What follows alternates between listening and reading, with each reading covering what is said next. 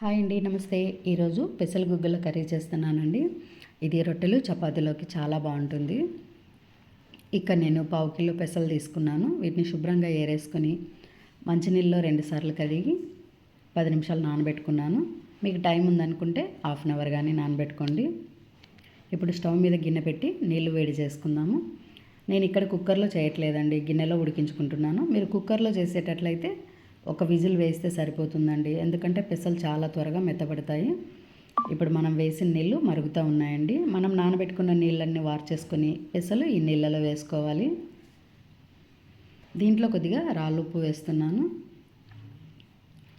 ఇది కూడా ఆప్షన్ అండి, మీరు ఇలా ఉడికేటప్పుడైనా వేసుకోవచ్చు, లేదంటే కర్రీ ప్రిపేర్ చేసేటప్పుడు కానీ వేసుకోవచ్చు. ఈ పెసల్ని వేయించి పప్పులా పగలగొట్టి సాంబార్ కూడా చేస్తారండి, చాలా టేస్టీగా ఉంటుంది. ఈ పెసల్ని మధ్యలో కలుపుతూ మనం అవి ఉడికాయో లేదో చెక్ చేసుకోవాలండి. ఈ పెసలు మరీ మెత్తగా ఉడకకూడదండి, కొంచెం పలుకుగా ఉంటేనే ఈ గుగ్గిళ్ళు బాగుంటాయి.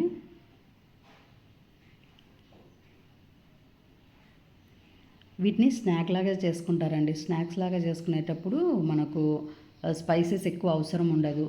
పచ్చి కొబ్బరి, పచ్చిమిర్చి, జీలకర్ర, ఆవాలు, ఉల్లిపాయ ముక్కలు వేసి సింపుల్గా చేసుకొని కొంచెం కొత్తిమీర, నిమ్మరసం పిండుకుంటే కూడా చాలా టేస్టీగా ఉంటుందండి.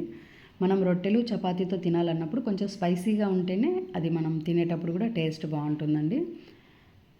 ఇప్పుడు మనం ఈ పెసలు ఉడికిపోయే స్టవ్ ఆఫ్ చేసి ఈ గుగ్గిళ్ళని చిల్లులు గిన్నెలో వేసుకుందాము. దీంట్లో ఉప్పు వేసి ఉడికించాం కదండి, ఇవి ఇలా ఒట్టిగా తింటా ఉంటే కూడా టేస్ట్ బాగుంటాయండి.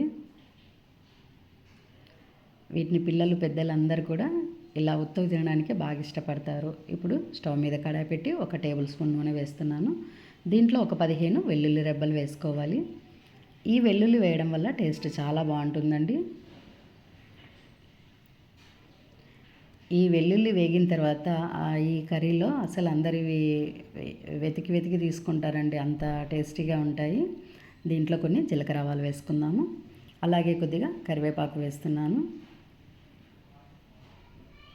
ఇక్కడ నేను 1 కప్పు చిన్నగా కట్ చేసిన ఉల్లిపాయ ముక్కలు వేస్తున్నానండి. మీకు కావాలనుకుంటే ఎక్కువ కూడా వేసుకోవచ్చు. ఇప్పుడు దీంట్లో 1 టీ స్పూన్ ఉప్పు, 1/2 టీ స్పూన్ పసుపు వేసుకొని బాగా కలిపేసుకోవాలి. ఇప్పుడు 1 టీ స్పూను అల్లం వెల్లుల్లి పేస్ట్ వేస్తున్నాను. దీన్ని బాగా కలిపేసుకొని పచ్చివాసన పోయే వరకు వేగనివ్వాలి.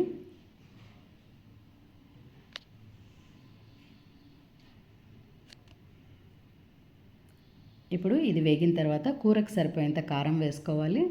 ఇక్కడ 2 టీ స్పూన్ల కారం వేస్తున్నానండి. నేను దీంట్లో పచ్చిమిర్చి ఏం వేయట్లేదండి. మీరు స్నాక్ లాగా చేసుకునేటప్పుడు అయితే పచ్చిమిర్చి వేసుకుంటే బాగుంటుంది. అలాగే 1 టీ స్పూను ధనియాల పొడి, 1/2 టీ స్పూన్ గరం మసాలా వేశాను. వీటిని 1 నిమిషం సేపు వేగనిచ్చిన తర్వాత కొన్ని నీళ్లు వేసుకొని ఉడకనివ్వాలి. ఇది మనం కర్రీలా ప్రిపేర్ చేస్తున్నాం కాబట్టి నీళ్లు వేసుకొని ఉడకనివ్వాలండి. ఇలా గ్రేవీలాగా ఉంటేనే మనం ఉడికించిన గుగ్గిళ్ళకి మసాలా అంతా బాగా పడుతుంది, టేస్ట్ కూడా చాలా బాగుంటుంది. ఇప్పుడు దీన్ని ఒక 2 నిమిషాలు మగ్గనిద్దాము. ఇప్పుడు మసాలా అంతా కూడా బాగా ఉడికిపోయిందండి. ఇప్పుడు దీంట్లో మనము ఉడికించుకున్న పెసల గుగ్గిళ్ళు వేసుకుందాము. ఇవన్నీ వేసి బాగా కలిపేసుకోవాలండి.